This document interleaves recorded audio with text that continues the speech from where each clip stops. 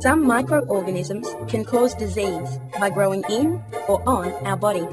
The most common microorganisms that cause disease are viruses and bacteria. Bacteria are microscopic, single-celled living organisms.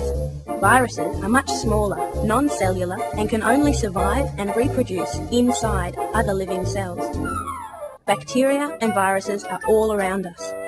They can enter the body in many different ways, such as through the nose, mouth, eyes, or wounds in the skin. Once inside the body, these microorganisms cause disease by invading body cells, reproducing, and releasing toxins. Our body has specialized cells that fight off these invaders. These specialized cells belong to the immune system, an intricate web of different cells and chemical messengers which work together to rid the body of foreign invaders.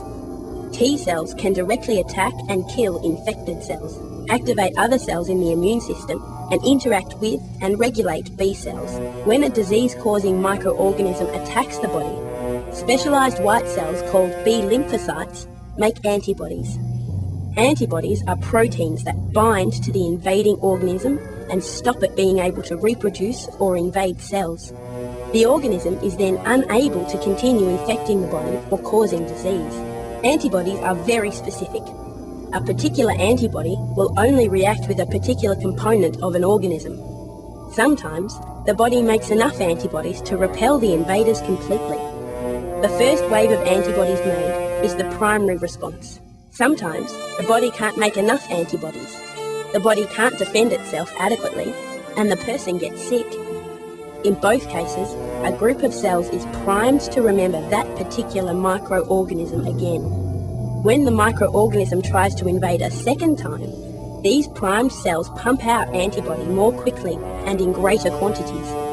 This is called the secondary response. This level of antibodies is usually enough to stop the person getting sick again. If they do get sick, the disease is usually milder.